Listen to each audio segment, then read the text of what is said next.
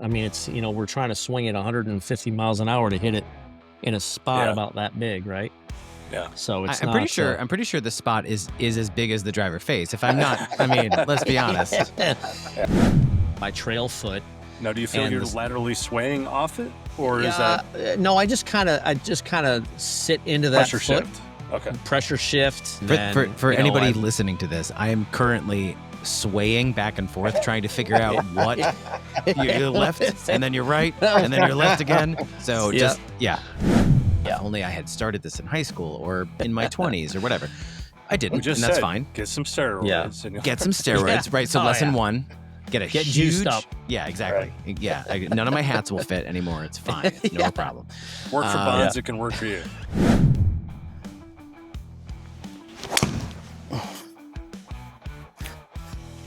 Well, hi there. Just out here practicing some speed drills. That says 99. It's not very fast. We have got an episode for you today. We have world champion Fast Eddie Fernandes, right? So it's weird to get to say that and not be joking.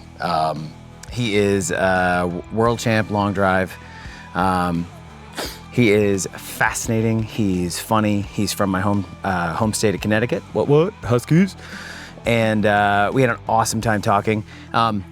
Settle in. It's about an hour and a half, but I promise that it's worth it. He is full of stories and anecdotes and advice. He's got an awesome product that he's launching shortly. So if you want details on that, make sure you stay to the end. And I will see you on the other side. I'm going to keep trying to get faster because fast Matt sounds much better than fat Matt, which is what I've been saddled with my whole life. So, there's that. Great, I'll see you on the other side. Bye.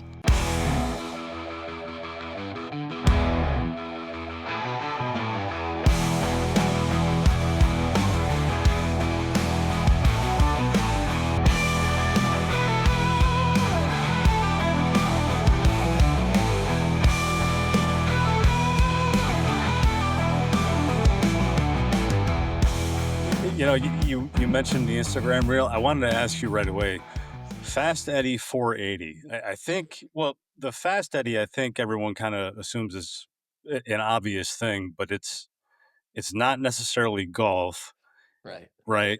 And then the 480, that's a personal best long drive, correct? Correct. Yeah, it's my longest ball in What? competition. Yeah. In a world long drive competition. Yeah, 2018 Phoenix. Okay. But then Fast Eddie, that's not a golf. If I remember correctly, that's not a golf thing. You've been Fast Eddie for many years. When I was a kid, Little League, I threw in the mid 70s as a 12-year-old. Oh my gosh! In Little League Smokes. All Stars, I threw some gas, and so my coach is Fast Eddie Felson was Paul Newman's character in The Hustler as a pool shark. So, that came out in the late 60s. So I grew up in the 70s. And if your name was Eddie and you were pretty fast at something, or even if you were really slow, you'd probably be named Fast Eddie. So that's kind of where it came out when I was 12. Had a lot of speed, had a lot of bat speed, had a lot of arm speed, foot speed. I could run fast, throw fast, hit fast, swing fast. So some of my coaches and parents would call me Fast Eddie. So it kind of stuck when I was a kid. And then it kind of went away when I was playing golf in high school and college, and then kind of came back in long drive. Okay, well, by that same rubric, then I'm Slow Haze 240. Welcome to the Bogey Ball Society. Is it carry or is it total? It's got to be total, right? Yeah, okay. It's total. Yeah. I mean, I don't know. I wouldn't really put it past anybody at this point. Look, Kyle Berkshire hit one 579 or 569 or whatever, and it was off a cliff, and it was at like 12,000 feet, and it was downwind in the 30, in the and wind, it was in the rock windstorm. hard. All right, when does it end? Like, where does it? I could go up to the Himalayas and hit one off a cliff and hit it 9 miles. Is that going to count? Come on, dude, if you can hike up there and bring a caddy and somebody from Guinness, absolutely, it should count. Right. I don't know how they judge it, but I got to tell you, I want to go back to the baseball thing real quick. I've got an 11-year-old son who's playing a lot of travel baseball. He does very well, but I can promise you, if the team ran into a pitcher throwing in the 70s, dominant. You had to be mowing kids down. I did, yeah. It was, I could still like, even though I'm 54, I mean, this was 42 years ago, pretty Okay. much to the month.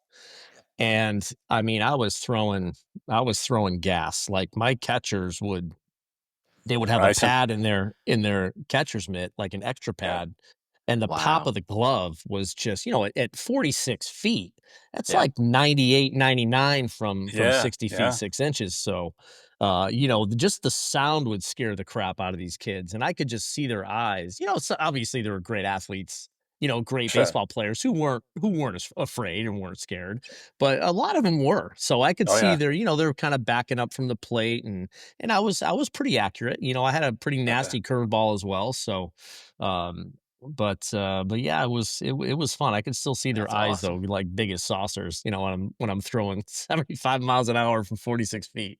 So So clearly you were an athlete growing up. I mean, yeah, sounds like you were excelling in baseball. How did you become Eddie Fernandez, the professional golfer?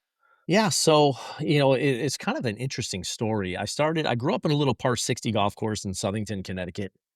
And mostly par threes. I think three par fours on each side.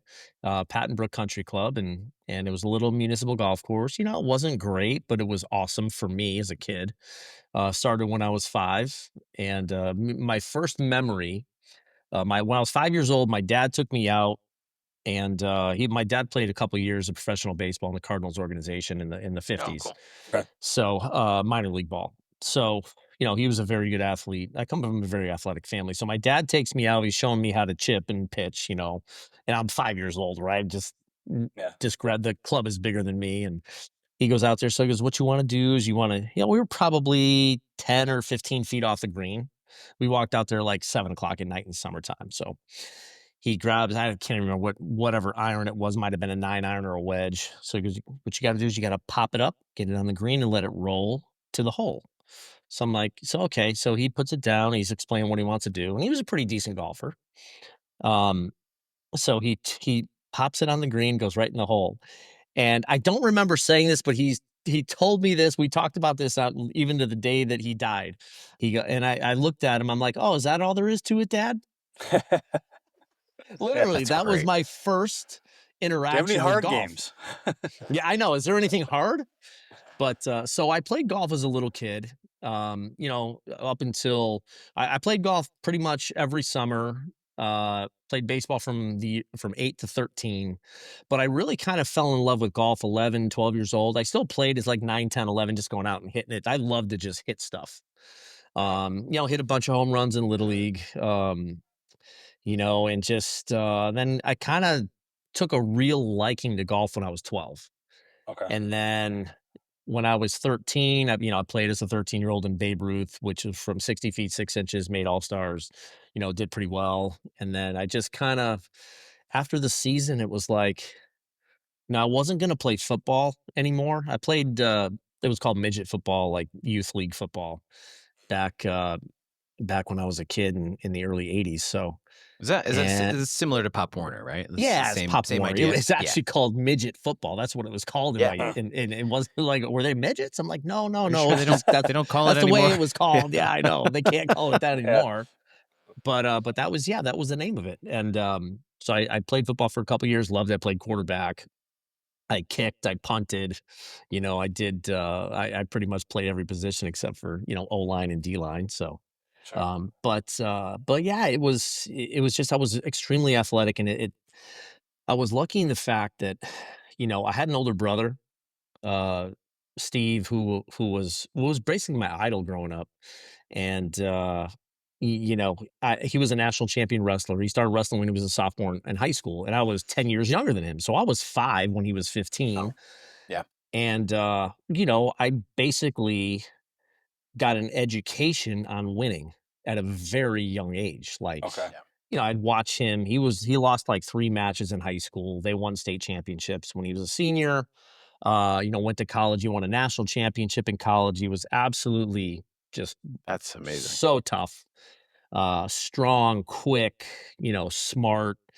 Won a national championship in '82. Was training for the Olympics for the '84 games. Blew out his knee 2 months before the trial. So Oh, His dream was done. So, but I got, from the time I was from 5 to 12, I had, I had a heck of an education. I mean, I just watched him like it just I guess that's just Yeah. what we do is we just Yeah. bury people, right? We just, we go out and win and we train and, That's the I standard. watched, yeah, that it is the standard, right? And Yeah. I talk about that all the time. What is your standard?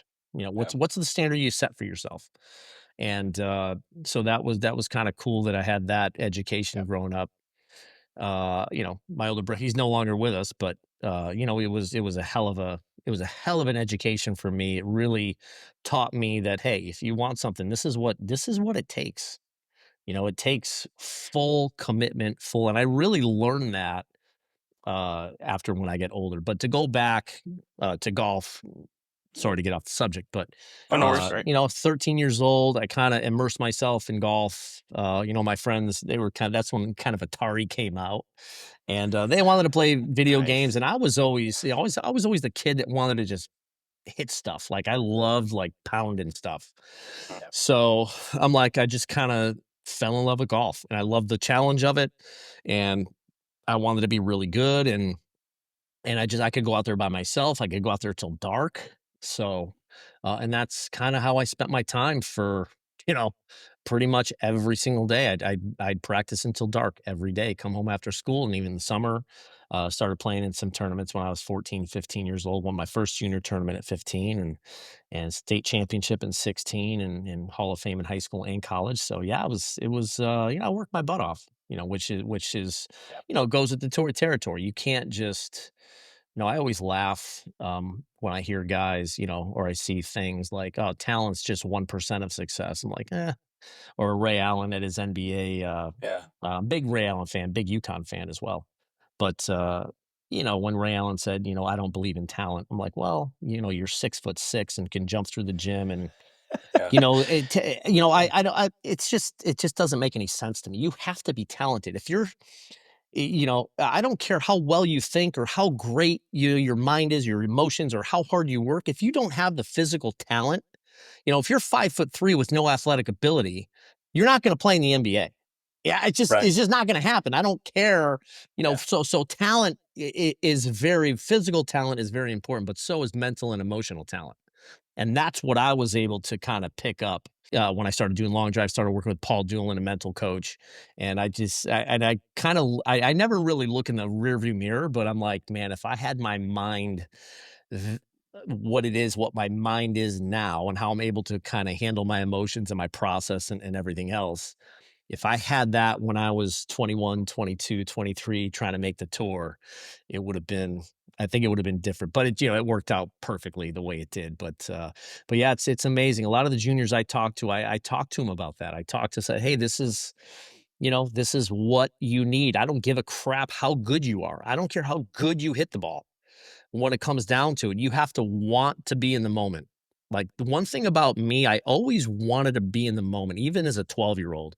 Like I could go back, I could literally put myself in the situation. We were in a tournament in Connecticut for All Stars, and we lost a game early in the tournament, and then we won every other game. We won like 4 or 5 games after that to make the final. And it was double elimination, so the team we were playing had to lose twice, so we had to beat them twice. So I was Oh pitching wow. the first game. So you couldn't pitch every game. You had to pitch every other game. So I never lost as a 12-year-old. I was like, I don't know, 19-0, as even through all stars. So I was my last That's game I was crazy. ever pitching pretty much. And I could not, I literally, I can go back there and remember how I felt. I could not wait to pitch that day. I wanted the ball. I literally was jumping out of my skin. And I could literally put myself in that position 42 years ago. I Hmm. could still see that was my first glimpse of being in the zone. Okay. And I was so locked in as a 12-year-old, and I just couldn't wait. I wanted the ball. We had to win. And so that's kind of where, that's where it stems from. It's not something that, because some guys, I've been around a lot of guys who don't want the ball at the end. I've been around a lot of guys who shy away from that moment. Yeah, they want to be the hero, but they also don't want to be the GOAT. They don't. So I don't care. Like now it's like I want to prepare. I want to compete against the best. I want to go against the best and see how I compare. How am I? I'm basically competing against myself. How good am I? How good can I be? So I remember so I pitched a no-hitter. And I hit a So triple pretty and good. scored and the other kid was throwing about 70. I mean, Okay. the other kid was throwing gas. So I hit a triple, scored the only run. We won the game 1-0. I think he only gave up 2 hits. Man. And I threw a Wow. no-hitter. We won 1-0. So, they carried me off. We lost the next game. But anyways, but Yeah. that was kind of I go back to that moment. I literally sometimes I believe that. sometimes when I'm in the world championships, I go back to when I was 12 and how I couldn't wait. I wanted the ball and I was so locked in. But yeah, that's kind of Awesome. that's pretty cool. I got a quick question because the thing you mentioned about Ray Allen. So I'm from Connecticut as well. Yeah. Huge UConn fan, men and Yep. women. I annoy a lot of people out here in California because the women are dominant. And Ray Allen saying that thing about talent. I remember thinking that and thinking the same thing. Like, yeah, it's easy to say when you have all of the talent, but I do think that those guys, when you get to that level, whatever sport you're playing, baseball, Yeah. basketball, football, doesn't matter. Yeah. The talent level really does basically even out. And then Sure. it's who works harder. And so somebody like Ray Allen or somebody like Jordan or somebody like, Federer, those guys, they working so much harder. I mean, Yeah. I remember reading about Tiger's routine and thinking, no way. Like, Mm. but he's so good. And thinking that really, like, because for me, I'm not a hundredth of his talent, but it isn't the talent is what got him the chance. The hard work and the unbelievable determination is what pushed him through. So I No doubt. really do love that idea that I got a little 5-year-old whose hand-eye coordination is absurd. He's ridiculous. He picked up a football, he throws a perfect spiral. He like it's just like his older sister, who's 9, they were shooting baskets in the backyard, and she turned to me after he made like 6 in a row, and she goes, "How is he doing that?" And I said, I don't know. Like he just can. Like it's Look and shoot. easy for him. Yeah. And it isn't for some kids. So for him, it's going to be hard work. It's not going to be so much like, can you, but how badly do you want to? And I just think that's such an incredible lesson to be able to teach, especially kids. And as we are all dads with kids who I'm, really trying to play it cool with the golf because he really likes to go out, and we have a executive course near us that's par 61. It's same thing. And there's a Same little what I pitch grew and up putt on. attached. And God, it's just the best. It's the best. But knowing that, like, at some point his talent isn't going to carry him. He's going to want to have to actually work. He's going to actually have to work because golf is the hardest sport. Like, I mean, and we're lucky that we can do it by ourselves, which is amazing. Yes. So now that I love that you threw 75, threw a no-hitter, and then basically stopped after 13. That's you would have to drag me away from a baseball diamond if I was throwing 75 at 12. That's incredible.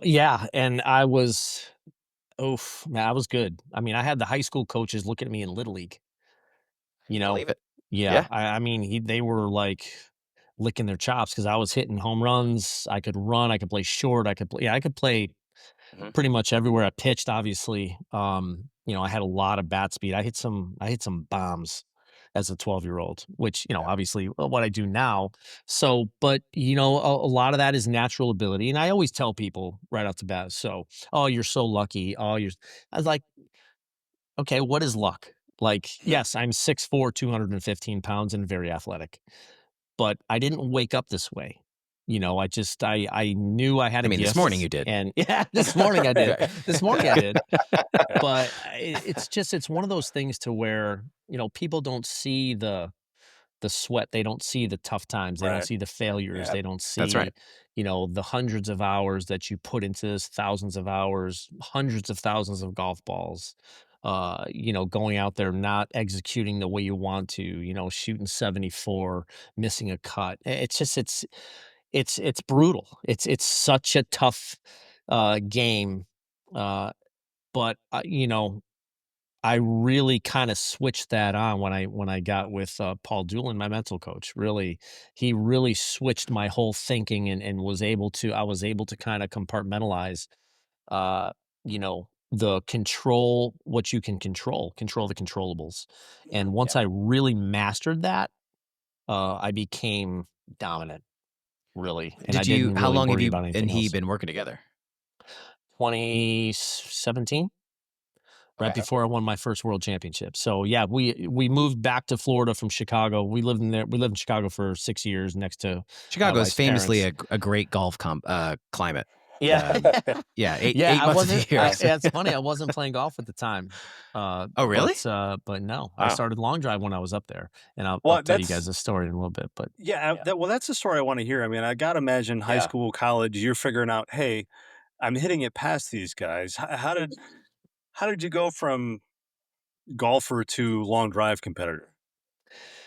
Yeah, oh god, you know, played in high school, college, had a nice career, won a bunch of events in college, and, uh, it was an honor to be inducted into my high school and college halls of fame. Uh Did you go college Northeast as well? Like, you grew I up in did, Connecticut, did I you? did. I Okay. went to Central Connecticut State. I had about 25, 30 offers, to play Nice. golf all up and down the East Coast, mostly D1, Okay. as far west as Purdue. Had a full ride to Purdue. Glad I stayed in Connecticut. I was a very, very immature 17-year-old going into college. My birthday's November 29th, and I was a 17-year-old freshman in college, and Oh boy. my thing was, yeah, I'm gonna play 4 years of golf in college and turn pro and make millions. So, yeah, it didn't work out that way. But, what happened was, and, my son, is 18. Just a quick little reference here. He wasn't ready to go away to school. He wasn't gonna play he played lacrosse in high school, but he Okay. wasn't ready to go away. He was immature like I was, and I recognized that, and I said, "Look, you're gonna go to community college. You're gonna go to Valencia here in Orlando, and, for a couple years, see how you do." And, he did fantastic. That's great. He did great. Now he's gonna be a junior at the University of Alabama. So he's transferring there. We're taking him there in Oh, that's August. perfect. So That's we amazing. just booked parents' weekend, October, 3rd and 4th, and that's gonna be awesome. I had to withdraw my first semester. I had a full ride for golf.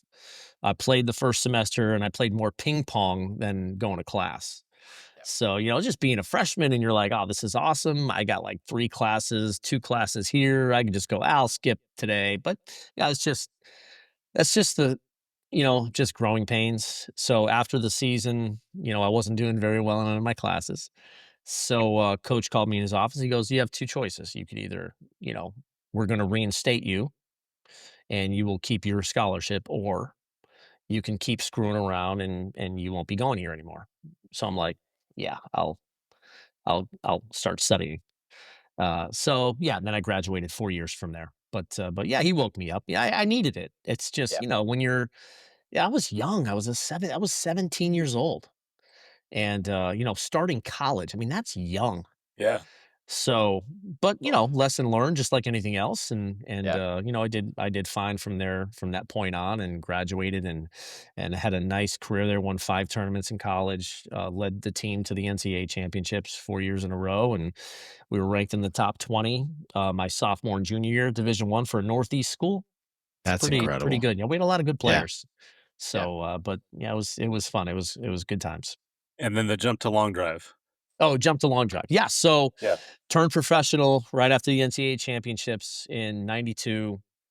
Uh, so my very first event out was, which is now the Corn Ferry Tour. It was the Okay. Ben Hogan Tour back then. That's how long ago that was. Then the And, Nike, and then the Nationwide, and then right, the Nike Tour, Then Nike, Nationwide yeah. Yeah. Tour, yeah. and then, Corn Ferry. Corn Ferry, yep. Right. So, it was the Ben Hogan Tour at the time, and, I go out and try to Monday qualify. Mhm. Go out, shoot 2 under, qualify for my first professional event. I'm like, "Oh, this is great. This is That was awesome." easy. Right. That was easy. Come on, how hard is this professional thing, right? So go out, I play, I shoot. I was 1 under through 8 holes, and it was at Yale golf course, and Yale just never fit my eye. For whatever reason, that golf course is just so gimmicky to me. I'm just not a fan. But, I played and I was 1 under through 8. It started on 10. And then number 9, literally, I have to hit 3-iron, 4-iron, wedge. You can't really hit driver. Yeah, I mean, there's just nowhere to hit it. It's a big, like, dinosaur. It's just terrible if you guys have ever played Yale. But anyways, so I wound up making triple, shoot 72 the first round, shoot 75 the second round, missed the cut.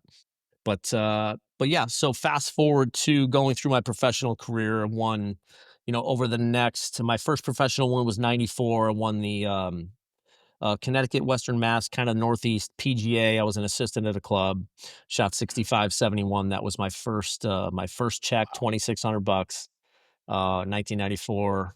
I won that tournament by 5 shots. And then, kind of fast forward to move down to Florida at the end of 96, went to Q school 97, 98, 01, 02, and 2004. Between that time, I've won over, 50 mini tour events, 1, 2, and 3 dayers. Lowest score, 63, shot a bunch of 64s and 5s and 6s. Uh, and went to Q school, made second stage twice, never made the finals, came close. And then, after 2000, played great in 2004. Won a bunch of tournaments in '04. My game was really good. And yeah, it just wasn't meant to be. Cruised through the first stage, shot 66, 71, 72, 70. Cruise of the second stage just wasn't that sharp. I think I Okay. shot 73 the first round. And yeah, I was trying to make birdies, pressing when you're behind the 8 ball like that. Yeah. I knew the cut was going to probably be 6, 7, 8 under, and I wasn't as sharp. I just wasn't as playing as well as I wanted to be. Yep. And I think I shot 73, 72. I think I was like 2 or 3 over for the week, and I needed to be. I think it was like 7 under. So, but Oh, wow. they're good, man. These guys are good. That's incredible. Yeah. Yeah, and that just didn't happen. So fast forward, I didn't even really know much about long drive. So I stopped playing. That was it for me. My wife was pregnant with our first, and with Dylan, and he was born in '05. And I got married in '03, and yeah, got into the business world. Didn't really like it that much. I kind of knew that golf was my passion, but I was having a family, so I had to, Yeah. so Gotta pay the had to bills. make some money. We do. Had to make Yeah. some money. So I had to figure out something to do. Could always talk to people. Um, so I went to sales. I was selling security equipment, security alarms, and camera stuff, video surveillance.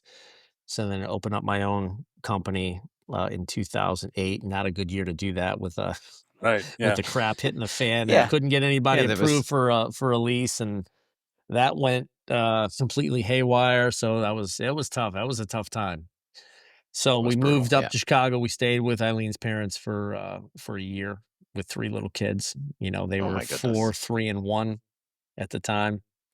And here her parents were great. And so that was tough. And then I said I got to do something. I got to make some money somehow. So I was always a bartender, kind of server.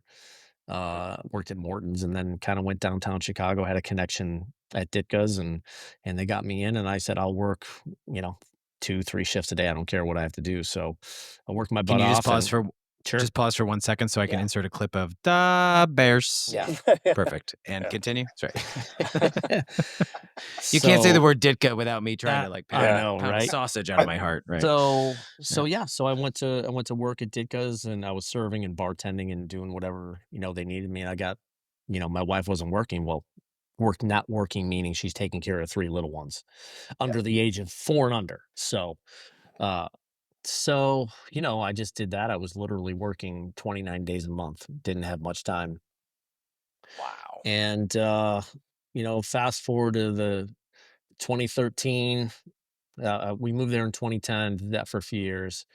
moved out of her parents' house, got rented a house down the street, maybe like 20 minutes, and I'm like, so I saw Long Drive on TV. It was October. I'll never forget it. It was October, and I'm like, who was big then? Like yeah, what? Tim Burke. Tim Burke won. Tim Burke. Joe Okay. Millard won in 2010, So and this was when Long Drive was on Golf Channel with Michael yeah, Green no, it hosting, was and on.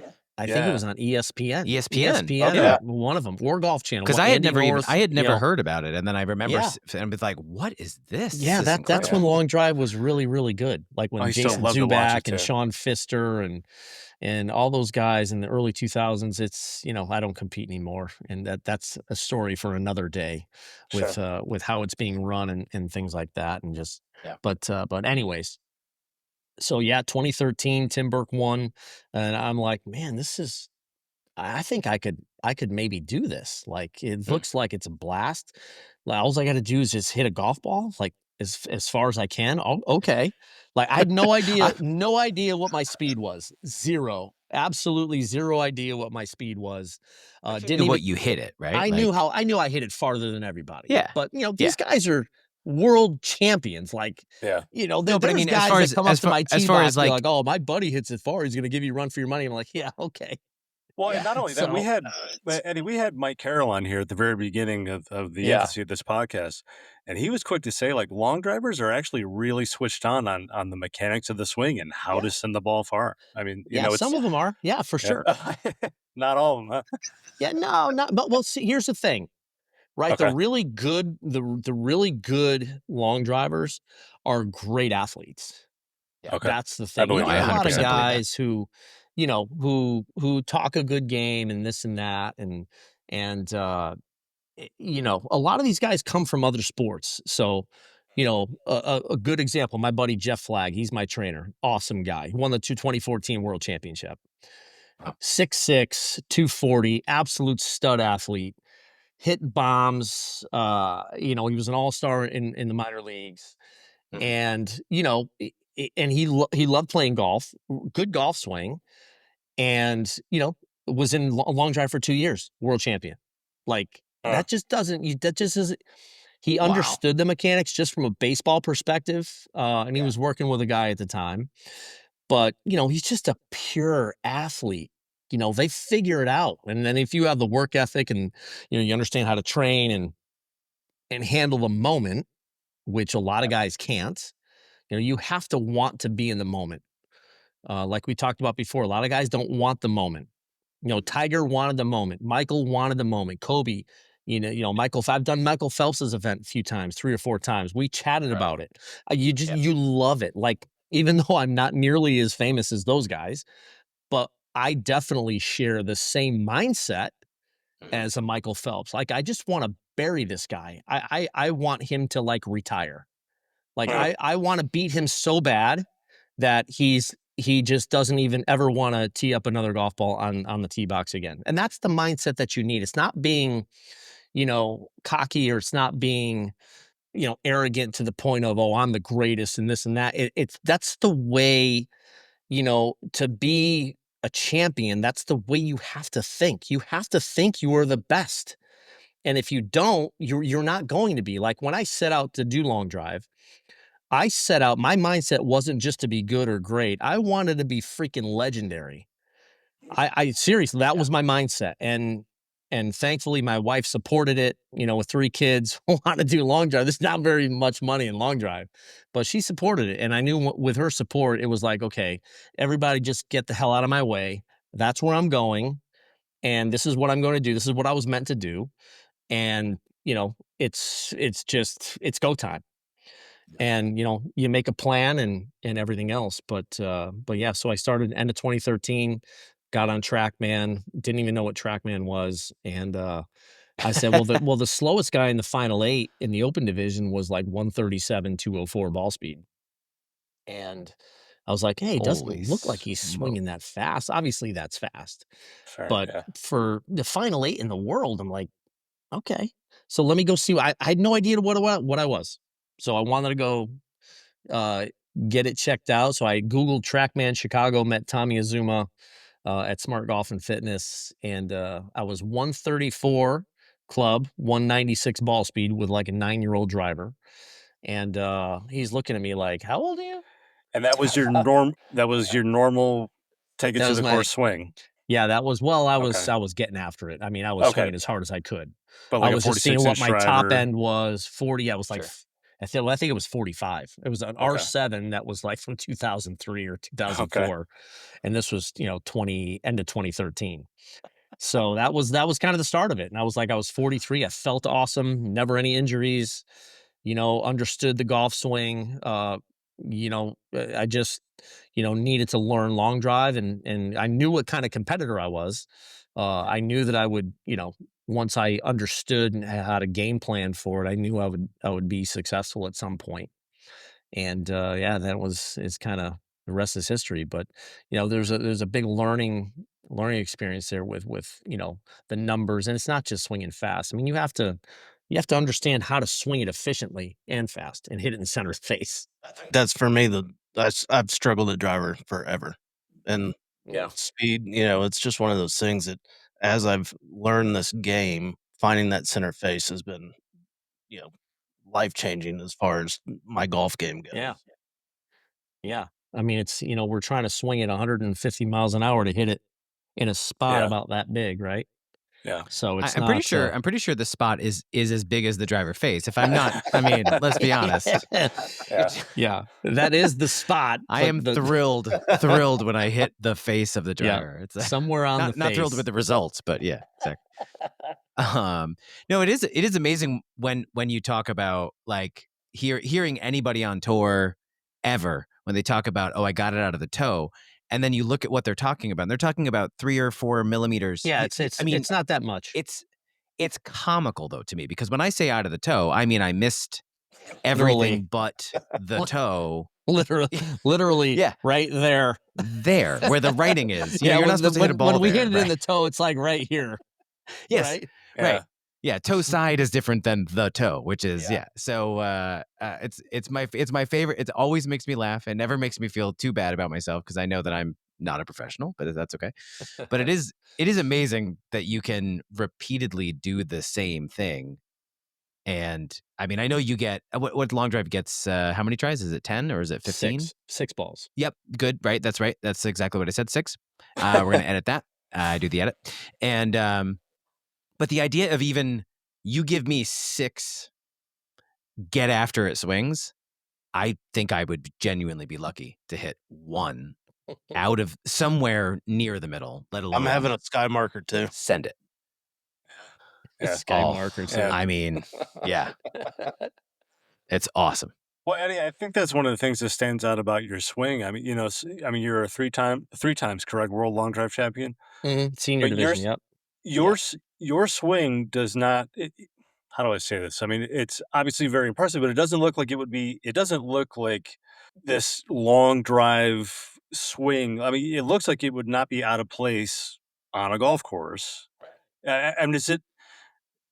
How do I say this? How do you do that? I mean, I know you've got all the Yeah. levers and you've got the physical talent, No, but but it where, is a where really does good the question. efficiency of your swing come from? Because you're not 'Cause doing all these crazy. Yeah. I mean, your range of motion is there, but you're not, you're not John Dalying it, and But you still looking have some fast- semblance of a posture at the end of your swing. That's right. You know what I Looking mean? fast is very different than being because like I feel like I can go crazy and look like I'm swinging fast, and it might top out at 105. Right. Yeah, I mean, What is that? and Your that's wedge? Matt is like, saying exactly Yes. what I'm trying to express. Like your Yes, swing right. looks like a model of efficiency. Yes. Yeah. And As much as it that's does what effort. and that's what I coach. Right. Okay.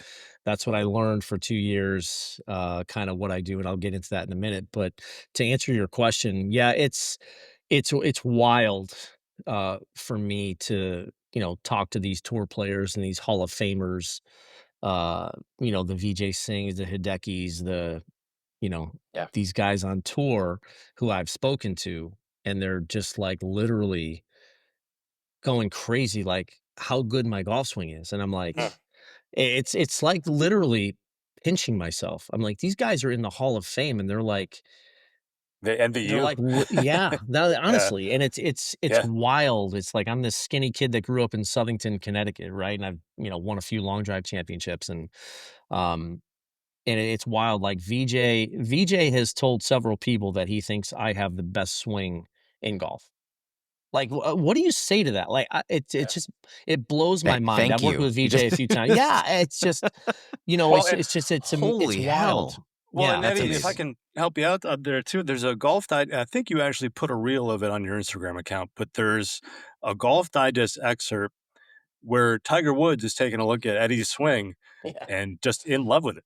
And I'm like, oh, that's pretty high praise. yeah, If I yeah. can, That I'll throw was that up right now so that the people at home can see it because that's awesome. Next up, his Twitter name is at FastEddie400, and that goes in line with his swing. This is a fast swing. His caption is Fast Eddie 2021 Champions Tour. Awesome. I love the rock that he has, a little kick in to try and get motion into the right leg. Kicks it forward, this allows you to go back behind it. Gets left knee behind the ball. High hands, that's how you want to hit it long. Mm. Then he plants that foot, drives, jumps. I mean, it's awesome for power and speed. Well done. yeah, I mean, that was pretty crazy. I was at Bella Collina in Mount Verde practicing one day. I was having lunch. My phone is blowing up, right? And I'm like, what? Why is everyone texting me? Like, dude, Tiger Woods just analyzed your swing. I'm like, what? Like, what are you talking about? If I had a So nickel. they yeah, I know, I know. So I watched it, I'm like, "Holy crap. Wow, that was like, Yeah, okay." I that's met Tiger a amazing. couple times, never really chatted with him, but just, he knew we had a mutual friend who worked at Isleworth when he was at Isleworth, so, Got it. it was a long time ago, but yeah, that was pretty it's always wild to me that, 'cause just like anything else, I put a lot of time into this, right? So, and I think from a golf swing perspective, I understand it very, very well. I understand what I do. And I think from the months or, for like a year, year and a half, had a lot of the best players in the world and these high level players contacting me like, dude, how do you make it look so easy? Is your TrackMan juiced or are are you messing with the numbers? Is it really 152 and 223 ball speed? I'm like, yeah, trust me, it is that fast. I don't know what to tell you. Like I've hit twice the longest ball of the year, 480 and 465, and Good Lord. I've won 3 world championships, one had, a bunch of wins and I know it doesn't look like it, but it is. And when all these guys kind of reach out and asking advice and consulting them and working with some of them and it kind of dawned on me that I needed to not only needed to but wanted to find out what I do because I have and I'm not stupid. Um, I have a gift. I get it, right? And it's not being cocky. It's not being like, oh well, I'm doing something that's protecting my body. I hit it obscenely far and really straight for the most part. So what am I doing that I can go and I can kind of develop this coaching model to help, not only the best players in the world, but also the 8, 10, 15, 20 handicapper. Like, what am I doing? I've never had a back issue. Never, not even a back spasm. Like I'll be 55 in November. That's Never a incredible. back issue, can swing at 150 miles an hour. So how am I moving? How am I moving my body to protect it to the Yeah. point of popping out of bed every day? Some some guys like, oh, it's the steroids. I'm like, oh yeah, I'm so juiced, dude. I am so juiced, it's crazy because there's so much money in long drive. right. Yeah, Yeah, exactly. yeah. I've Yeah. been 215 pounds for like 16 years. But yeah, it's kind of Your funny head is way when too people normal say that. sized Nah, for it's the steroids. steroids. Like, Yeah, oh yeah, Yeah. it's the exactly. steroids. But yeah, no, it just and I got with Dr. Joe Lacoste with Rotex, biomechanist, 22-year Navy SEAL. He, obviously amazing guy. One of my mentors. I'm a huge fan. Uh, and I said, Doc, we talked, and I said, this is what I want to do, and he agreed, and he had the kind of the same idea, and so we went to work for 2 years, kind of figured out exactly how I move. and what I do to produce not only the speed and the efficiency, Yeah. but also the longevity. How am I moving my body? Because we all have, bones, fascia, ligaments, tendons, muscles, and how am I moving it? How am I moving my body to where, I can go out and hit, 150 drivers full out and get up the next day and do it all over again if I need to. So, and year after year after year after year. So we did that. So we spent 2 years, 1,000, probably 2,000 hours just on my swing. He goes, I've seen your swing more. He goes, it's like nauseating how many times, Nice. how much I've Yeah. seen your golf swing. But analyzing it and what I do, so that's kind of what my whole approach to coaching is, and it's mine, right? Yeah. It's what I do, and the cool thing is I can incorporate that into all 3 of your guys' swings. I can incorporate that into a tour Yes, player, please. and Yeah. I can Oof. incorporate that into a beginner for the most part, and just how am I moving? So we kind of identified some of the key aspects of what I'm doing to not only create the speed and all that, the efficiency and swinging it uh, efficiently. But from the longevity standpoint, I think is the most important thing because I want people to play this game until they're 80, 85, 90 plus. Yeah. I don't want, we don't want back issues. We don't want surgeries. We don't want, but a lot of the ways these guys teach nowadays with, restricting the lower half and just there's a lot of different coaching styles out there and a lot of things that they're coaching, which, I know are not correct. And just by understanding the body as well as I do now, not from a doctor's perspective, but just from Dr. Joe and him teaching me about what the SC joint does. Why is that important in the golf swing? Well, I can go into a 5-minute dissertation about that, why it's Yeah. important. Why is more internal rotation of the right hip important? Why is what do we do with the right leg? It's just it's wild how when I can identify certain points of my golf swing and you know and then when I get a player and I start incorporating that into their swing or coaching them, and the results are pretty amazing, like what I've been able to do and help. And look, it's not just me. I think coaches get too much credit when the player wins and too much, kind of get crapped on a little bit too much when they Sure. lose. Yeah. So, and just like anything else, but it's the player. Ultimately, the player is responsible. If you have the right information, the players will come, and that's kind of what I've been experiencing this year. Yeah. It's been crazy. It's been nuts busy, but I'm That's enjoying it. awesome. Well, Eddie, there's something about your swing I've been dying to ask you, and I've seen plenty of your reels. What really stands out to me, and I hope I'm not asking you to give away any of the secrets, okay? No, it's all right. But when you start your swing, Mhm. there's this load into your trail side, and it's almost like if Hideki paused like right before he started the swing. Almost, it seems that long and deliberate to me. Mhm. Have you always swung like that, or you just picked that up and Yeah. realized, man, I'm faster when I do this? How did that come about? No, so recently it's weird. Like recently, it's been kind of just more of that Henrik Stenson kind of thing, and I'm trying to Uh, get out of it to be honest with oh, you. really? But it is. I do have a little sit move. I've always had a little sit move as my trigger, but it's way more pronounced. I saw it on video like 6 months ago. I'm like, oh my god, what is that? Okay. Like, yeah, I don't really notice I'm doing it, but I do sit into. There's a sit move where I kind of sit into my trail foot, Now, do you feel and you're this. laterally swaying off it, or is that Yeah, no, I just kinda sit into that pressure foot, shift? Okay. pressure shift. I kinda start like on force plates, I pressure shift left, pressure shift trail side, and then boom, I kinda wind up through that trail foot. Okay. And For then, for anybody listening to this, I am currently swaying back and forth trying to figure out what you're left and then you're right and then you're left again. So Yeah, just yeah. Yeah. We got you yeah, got you got some so you got some eager students.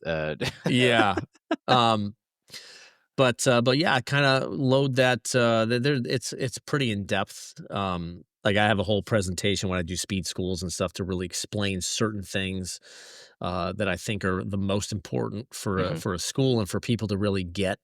We can't unwind what we don't wind up, and we can't unload what we don't load. So it's very, very important to load the trail side and wind up through certain positions, uh, you know, in the trail side. So it's, I think that's paramount to A, hitting it far, B, staying healthy, and C, being efficient. So it's all, How all based on what I do. how much has your swing changed from? So you started 2014, right? You said at Yeah. Yeah, 2014 was 137, my first right? year. End of 2013, like November of 2013, I was 134, 196. Okay.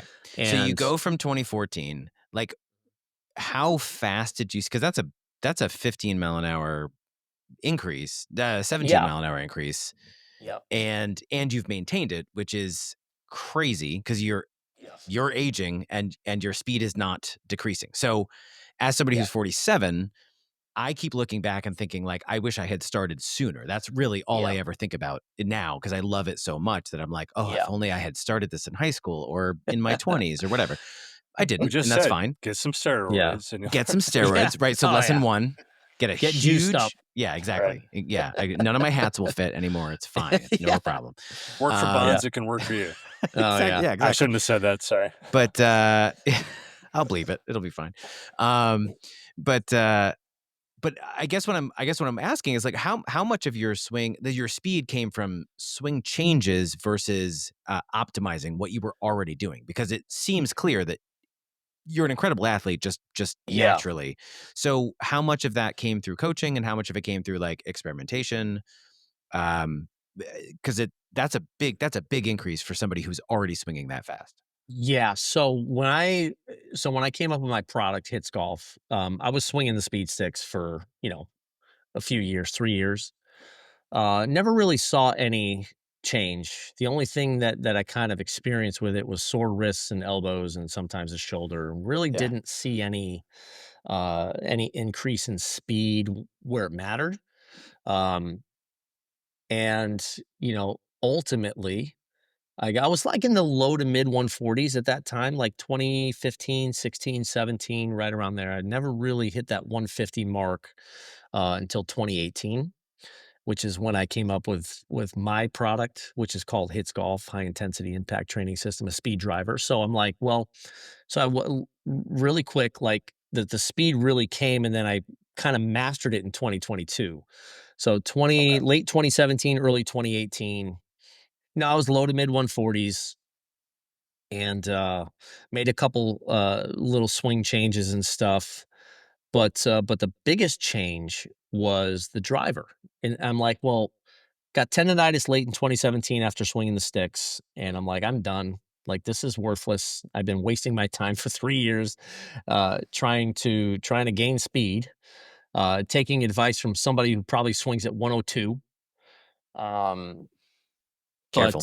no offense, but I'm not out there. the, I'm not out there giving advice, so I think I'm clear. the guy, yeah, I mean, look, it's kind of funny. Like, I was trying to be one of the fastest in the world, and I'm buying a product from some dudes that can't hit it out of their shadow. No offense to them or whatever, but Got it. Yep. I'm not going to hire a financial advisor if he's broke.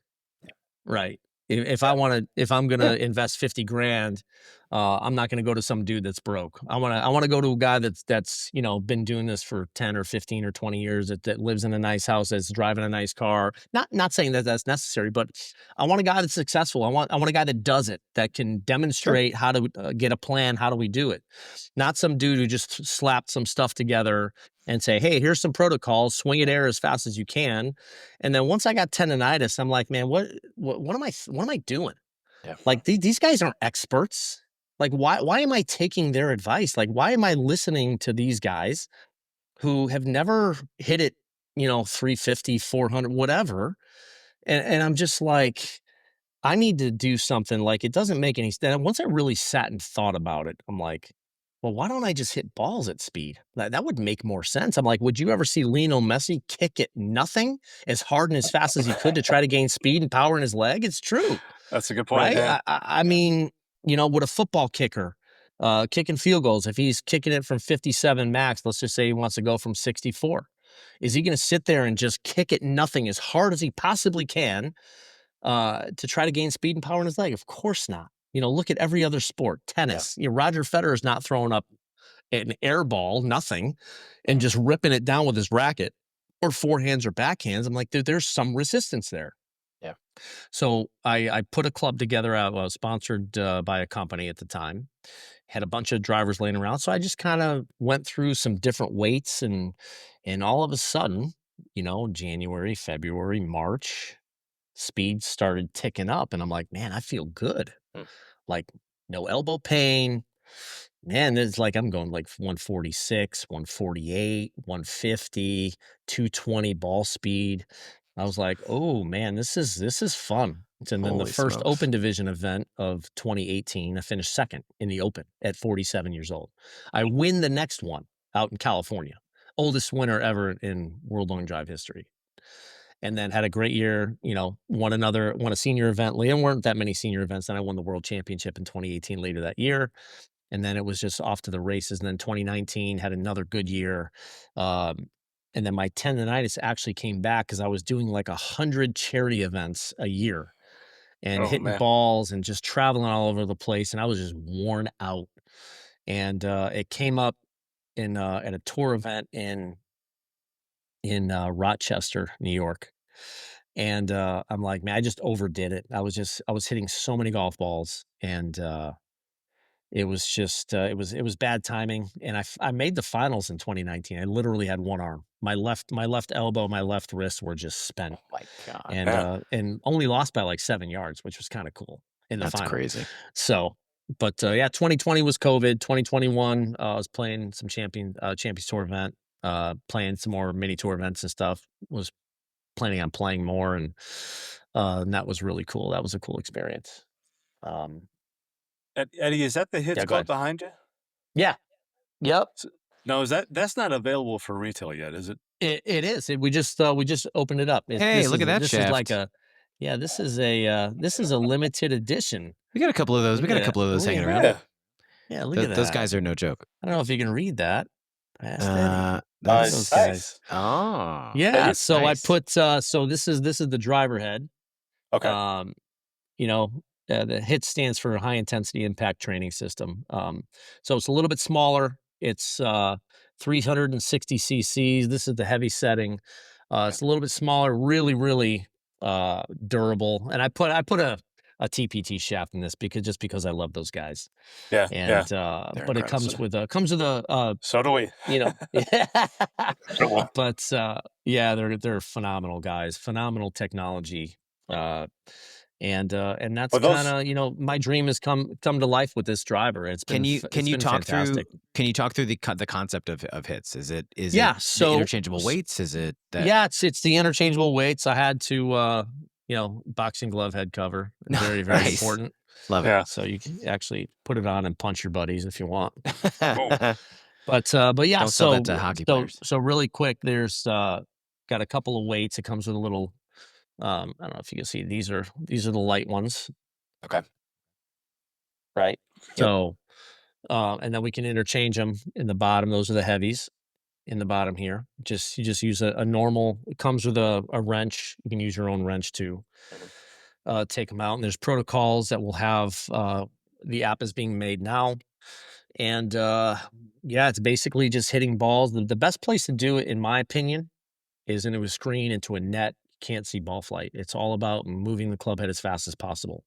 But what I would highly suggest to players is, just having a better, efficient move to start off with. That's always gonna help you, because adding speed to a crappy move is just it's not going to be very good. So I would always say work on movement first. Just like Cam Percy plays in the Champions Tour. We haven't even worked on speed, and he's like 5, 6, 7 miles an hour faster. We haven't even done any hit sessions. And we're going to push some speed in the off season, but he's moving so well just by some of the things that I've kind of worked with him since February. He's 15th on the money list on the Champions Tour, and he's, 3rd in driving distance. And he's an absolute ball striking machine. And he pounds it. Do you build really, really good? Do you build into the protocols? Is that part of it? Is this It's what the part of move? it. This is what the move should look like. This is what the move should feel like. Is it? There'll be. Yeah, there'll be different levels. There's subscriptions to it. Like the Sure. basic Yeah. one, you're gonna get the driver, and the protocols. There's gonna be a couple like little free stuff in there. But there's different levels to subscriptions, and then there's more in depth, Yeah. the more just like anything else, right? The more information you want, the more you invest in it or pay for it. So Well, and you talked about When you buy the club, though, you're not shipping it with a TBT shaft in it, though, right? oh, I was gonna say, like, no, sign that's me gonna up. be That's a deal. $1,000. You're hilarious. You're Yeah. hilarious, Hayes. It's gonna be $1,000 I for that did. driver. No. Yeah. But are you buying a club head or what? I mean, what shaft would Yeah, come with it? Like, Yeah, what? how does it sit? Okay. yeah, it just comes with a stock hits shaft. Okay. There's a certain profile I wanted Yeah. Okay. through our manufacturers and the guy that helped build it. So I told him what I wanted, and it's not extra stiff. It's not really soft. It's somewhere kind of in the middle, a little softer in the hands, a little softer in the tip, a little firmer in the middle. It's Okay. kind of what I like, and what I want people to feel, kind of the way it loads and unloads from the top, and you feel it a little bit more with the heavy setting. Um, but it's worked great. I've had a lot of great success with some players testing it, some case studies of guys that are really doing well. One guy's probably going to make the Walker Cup team. He's 36, 37 years old. He's cruising, Holy smokes. 10 to 12 miles an hour faster than he was before I saw him in February or March. So Nice. he's gone from like 163 cruising to like 177 in 3 months, and Oh, it's been phenomenal. that's a A dream. very good player, really good player, and he's ninth in points right now, and they take the top 10. So hopefully he can, have That's a good. He's got the awesome. USAM, a few other tournaments coming up, but yeah, it's a game changer. And when I started doing it, it just after I thought about it, I'm like, man, like. Why in the world would I ever swing at nothing as fast and as hard? Now, if you're working on technique, it's different.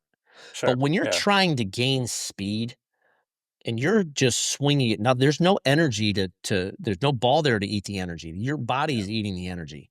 And that's why, I mean, I've got 3, 4, 500 emails from people who have, torn rotator cuffs, torn obliques. I mean, just Wow. it is mind blowing how many injuries. Some guys have been out for a year or two after swinging the sticks or a stack or whatever. No, I mean, no, look, again, those companies, whatever, they could do whatever they want, and they say they have uh, all kinds of data to back it up. But from my experience, and just from my experience alone, it didn't work. Mm. What worked for me was actually hitting golf balls, um, and going through that process and really, because the body. Here's the thing: the body needs an anticipatory muscle contraction at impact. You've got to Okay. brace for the body has to brace for impact. Otherwise, you're just literally hyperextending your wrists, your elbows, and all kinds of bad stuff is going on. If you continually do that over and over and over and over again. So just from, the case studies I've done, well, we haven't had any injuries as of yet swinging the hits driver. It's a very small sample size, only, 20, 25 guys that I've done case studies with, which we'll get on the website here in the next probably 3 to 4 months. But, everybody loves it. All the tour players absolutely love it. And, they all say the same thing. We can't stand swinging it air. Mm. Like we hate it. Camilo Villegas said, "Eddie, I hurt my wrist, so it's literally the thing is upside down in his bag." Yep. So, and I don't know if they're paying these people, paying these players or whatever, but they love the small head. They love actually hitting balls. VJ actually hits the medium setting, just to hit balls. After he does some speed stuff because it's smaller. It's 100 cc smaller than his driver. So, Yep. so that's kind of what it's all I about. got And I got to it's imagine been too from a pro standpoint. All that's how they practice. They yeah. practice hitting balls, watching the flight, watching like they know when they miss hit it, they know when they hit it, they know. So I got to imagine that hitting whatever they're hitting several hundred balls a day, that to then go and swing something where they're not hitting a ball must be the antithesis Yeah. of feedback, whether or not it's helpful Yeah. or not. That's going to be individual probably, but I can imagine suddenly getting to a spot where you can't you have no feedback at all. And for somebody who's as finely tuned as these guys must be, I can imagine that being a huge benefit. So that's pretty Yeah. rad. That's rad. Yeah, it's worked wonders for me. Look, my career in long drive completely shifted once I went to um this method. And then, my goal was always at 225 plus ball speed, and finally hit it in 2022, and then I got up to 228. Once I really understood the body, once I worked with Dr. Joe, and really was understanding what I do and how I do it, and then I was actually like, "Wow, that's cool. Oh my god, wow, that's neat. That's a little bit different." So if I kind of feel this a little bit more, maybe a little bit more dynamic here, I'm going to create a little bit more speed, a little bit more efficiency. It's going to be a little bit easier. But with the speeds going up, really, that's like weird. But I was able to do it, and dominate 22, 23, and 24. So, Do you think you have more in the tank? Like, do you think there's more to gain personally for you? Like, do you think, oh, I could hit 230, or I could hit like what? I think I could definitely hit 230. I That's retired amazing. last year. Okay. There's no real reason for me to compete anymore.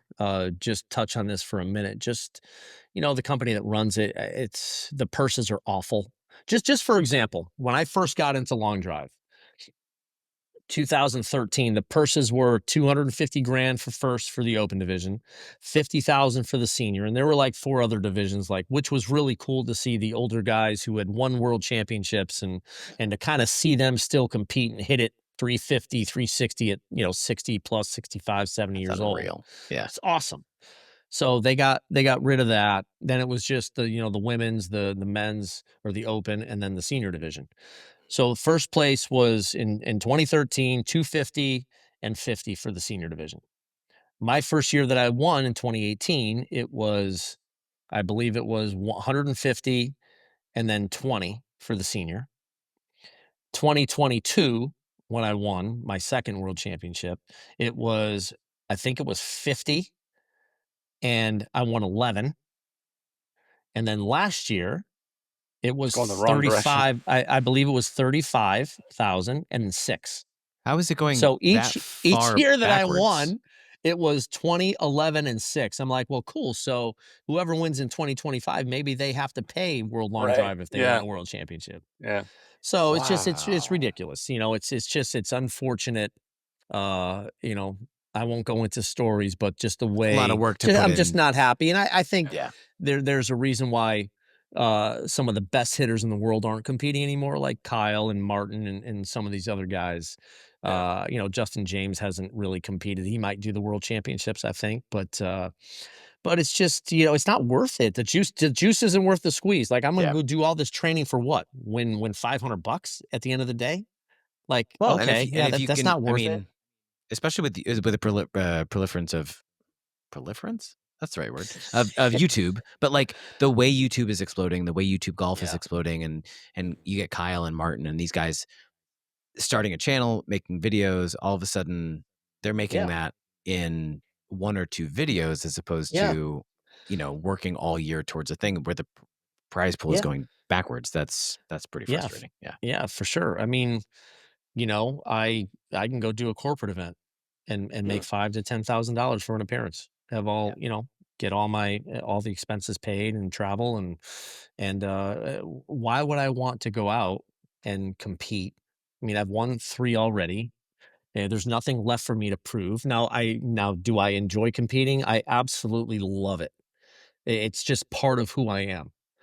But to go and support, and the sport is great. It's nothing against the sport of long drive. It's just the way it's run, the people behind it, and now that I'm 54, it's just like I just don't mind speaking my mind, Yeah. and it just it needs to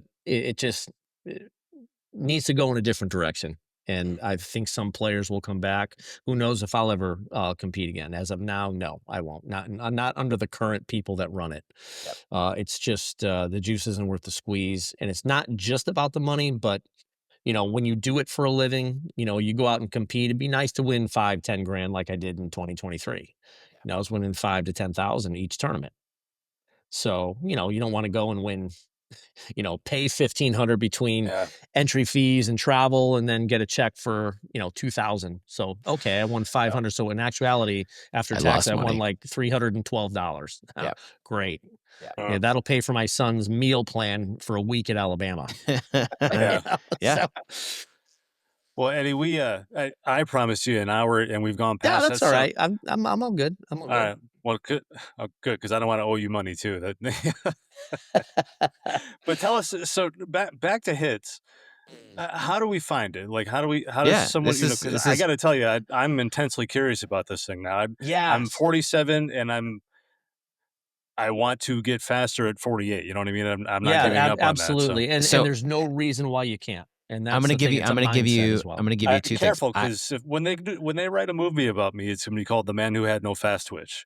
So I'm your ultimate challenge. Okay. Yeah. The Man Who Had No Impulse Control. He bought every training aid. It's a long title. It's a very long title. Name a training aid. I've got it. So yeah. Just look behind him. You'll see it. I bought a lag shot years ago, driver, because I have a horrible slice issue, and it's gotten significantly better, which is great. Yeah. Great. But I played the lag shot for several rounds in 2021, 2022, because I could not hit. My driver was so stout that I couldn't feel it load.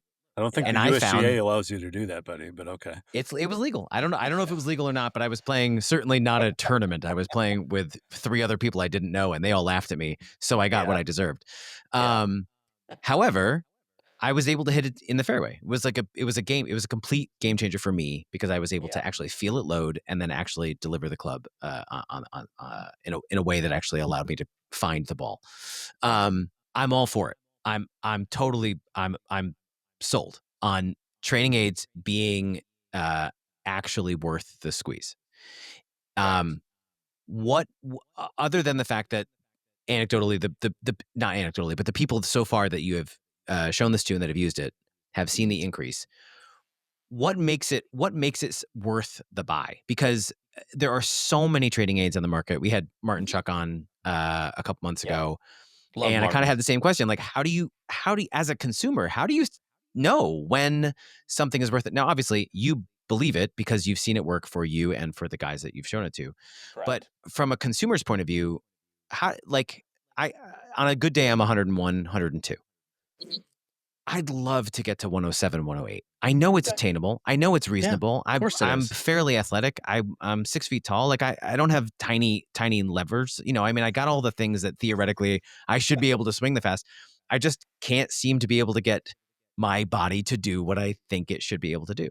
So is it what is it about the hits that's going to be the thing that unlocks the little, the little. I get this all the time. Okay, good.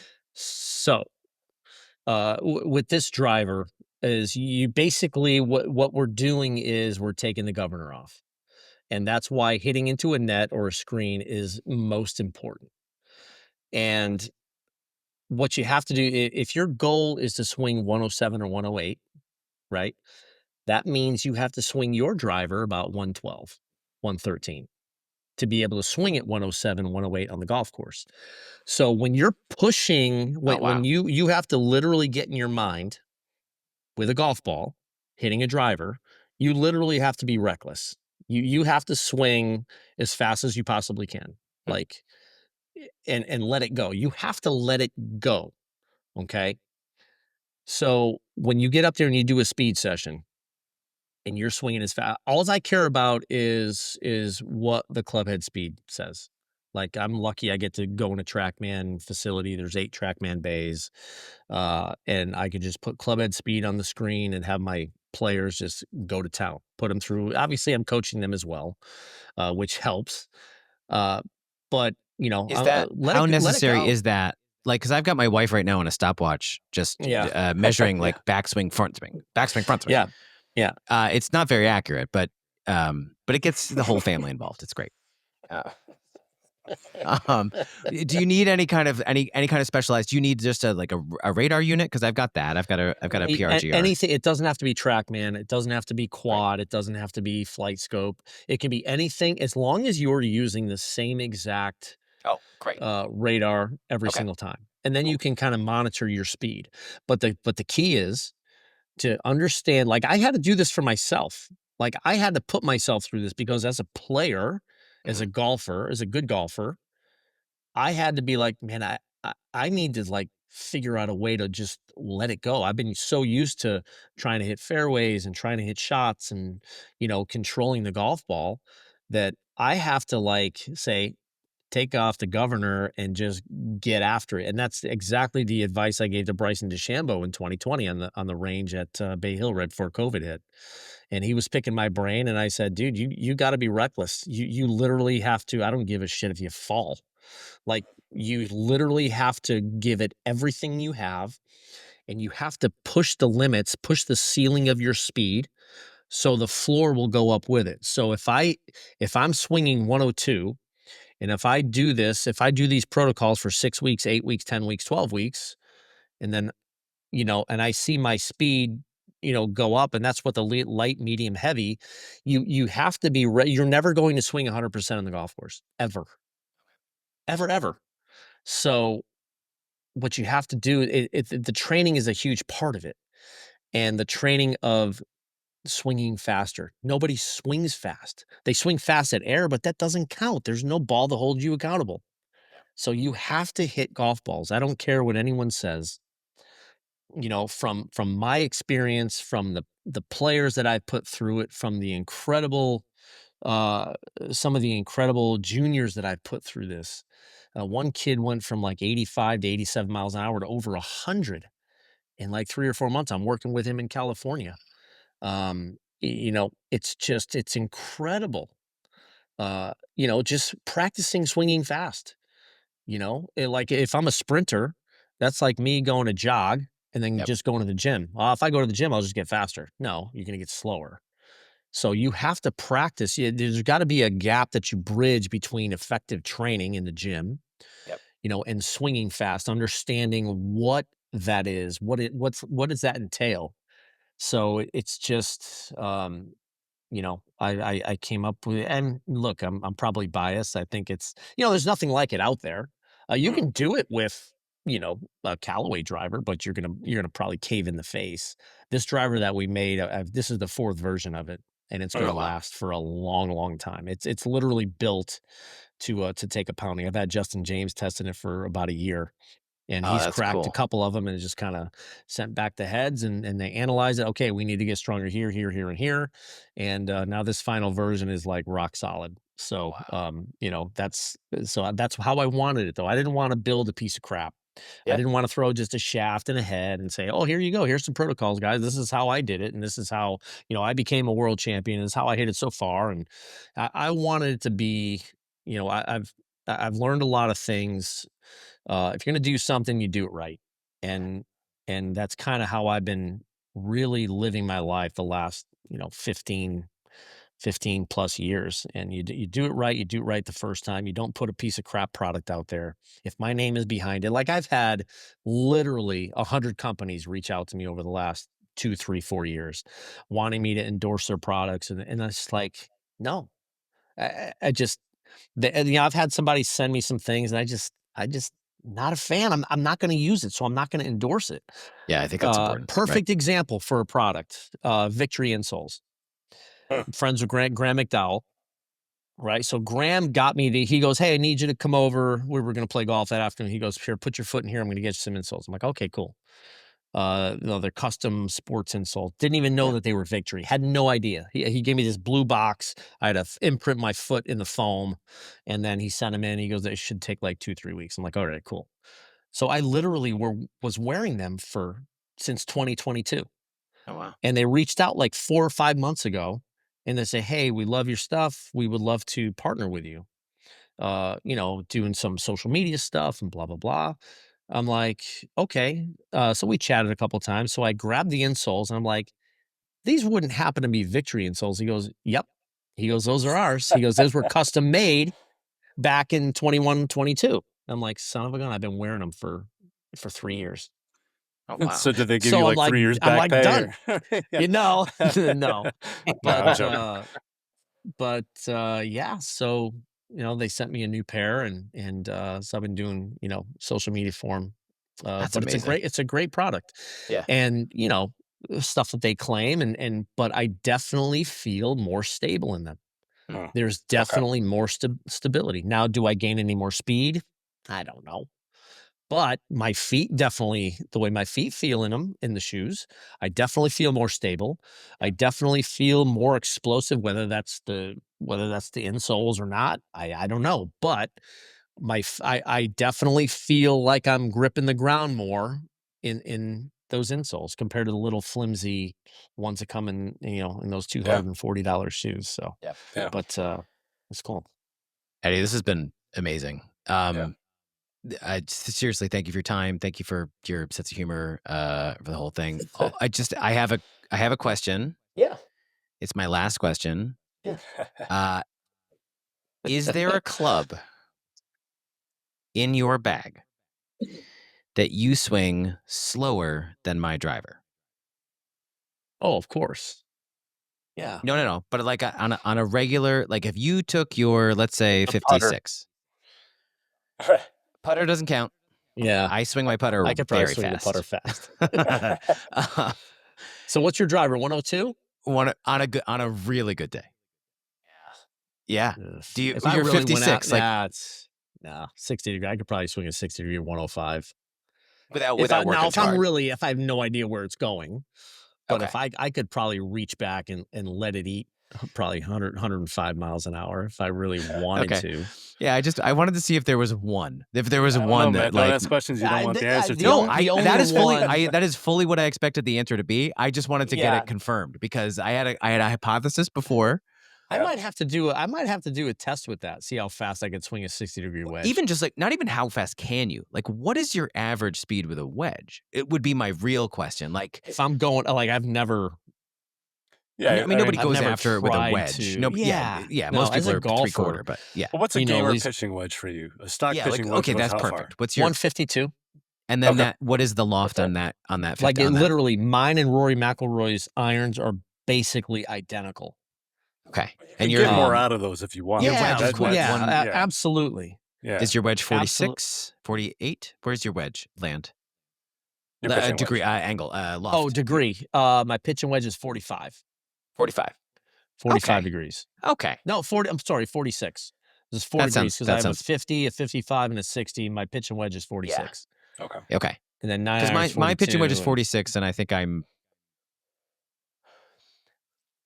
I don't know, let's say 126. Probably is probably actually accurate if I was not trying to do something stupid.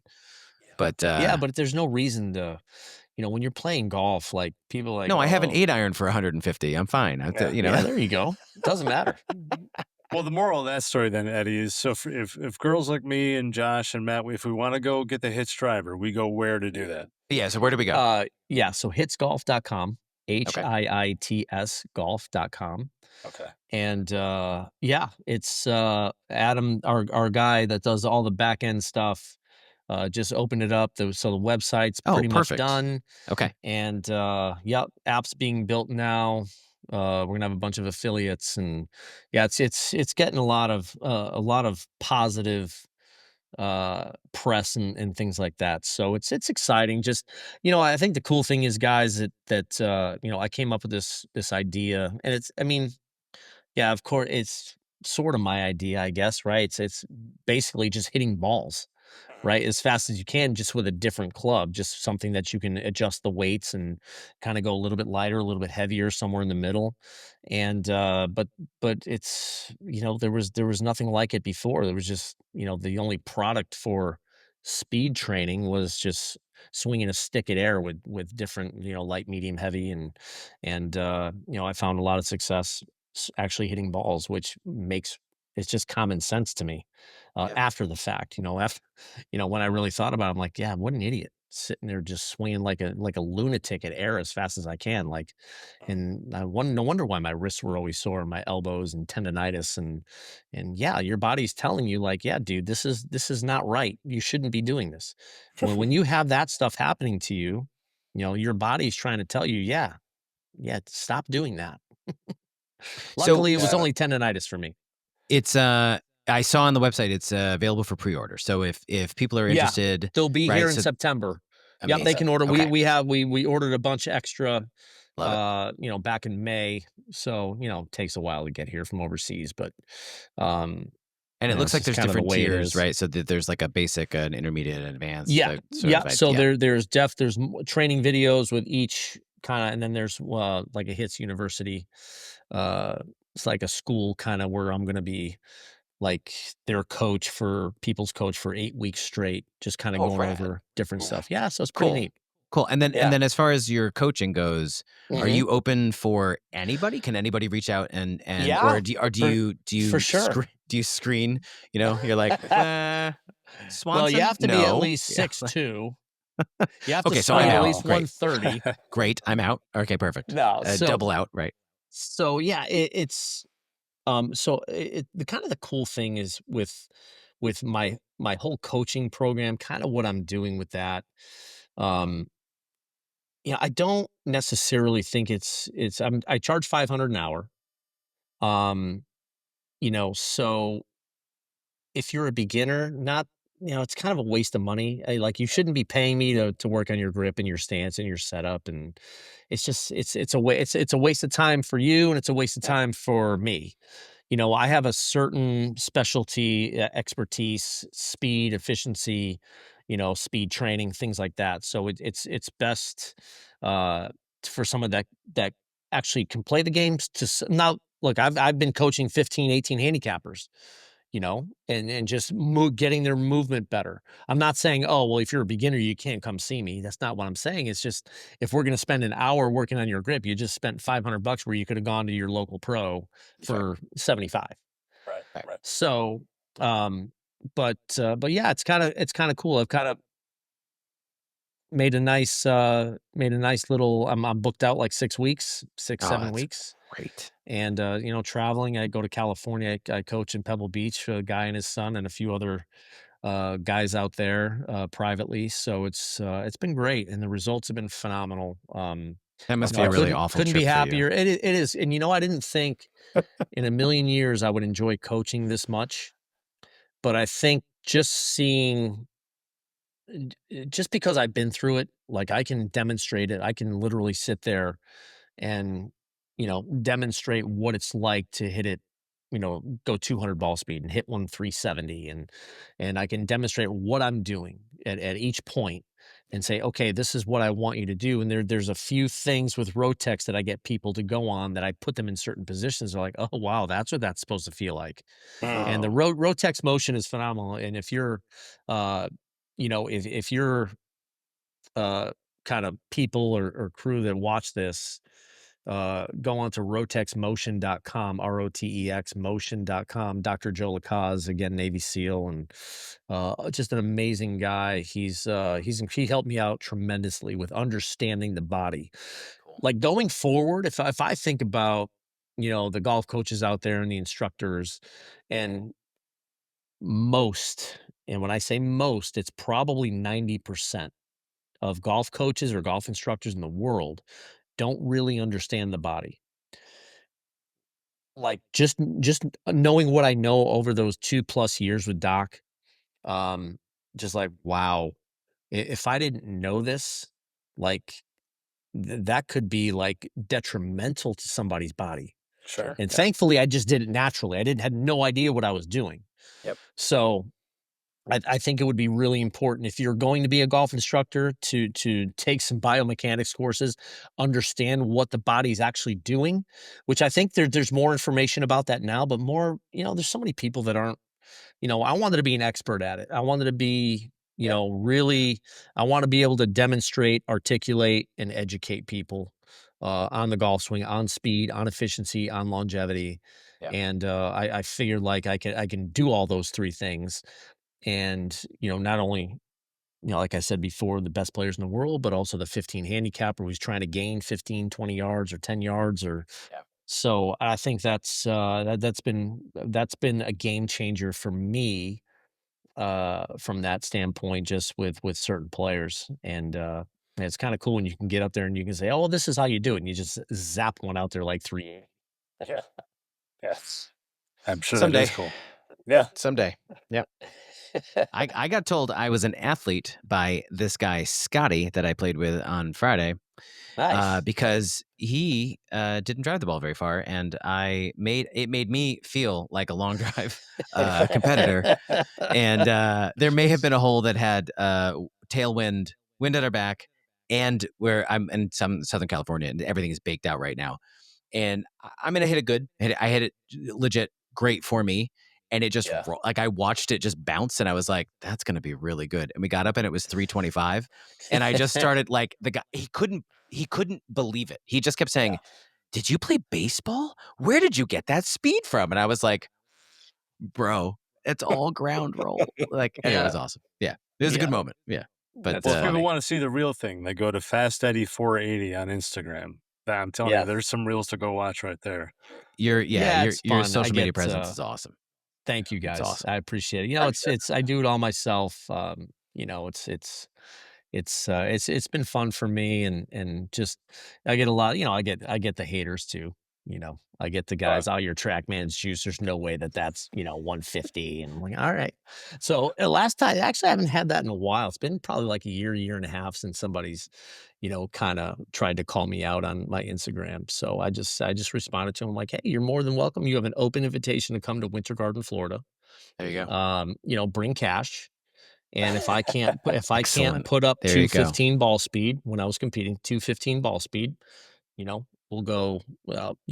I'll give you $5,000, That's great. and we'll just pay. We'll just do it right there. Never got a response from these people. Yeah, of course not. So, but I like the idea that like people juice their TrackMan all the time. Like, is this really a problem that the internet sleuths need to be getting behind? You actually can. You actually can. Oh, is that right? But here's how it's done. It's the ball speed.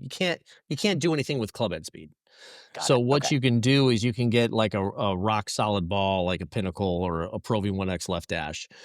And you can put it on. There's a couple ball settings to where you can have it like a floater or like a range ball soft, like limited flight.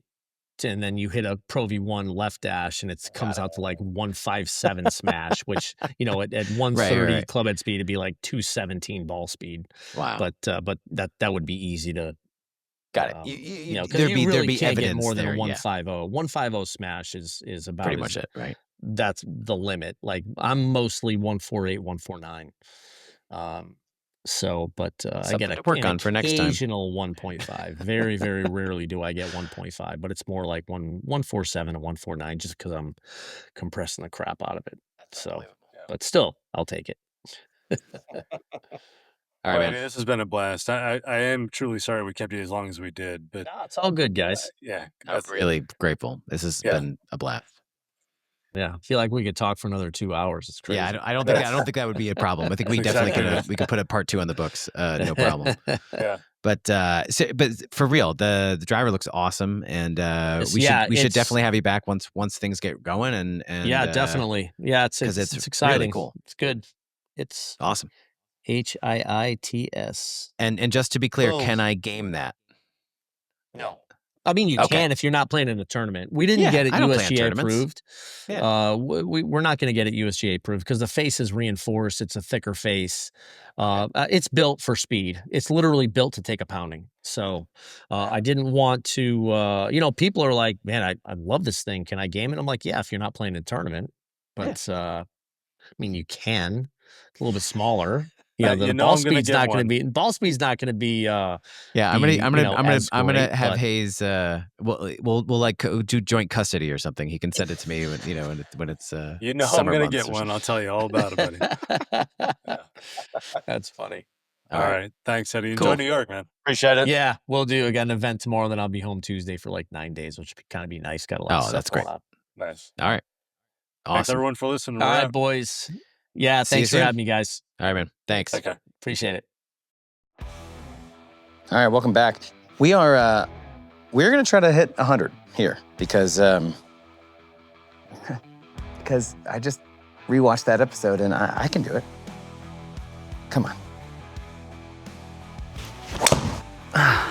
Oh, hey, that's 101, baby. 101. Look, all I did was listen to that podcast, and I'm already up 2 miles an hour. So imagine what would happen if I listened to it like 8 more times. I'll probably hit 101 again, because listening to things isn't really the way to get stronger. Anyway, it doesn't really matter. Thank you for joining us. As always, you can reach us at boogieballsociety@gmail.com.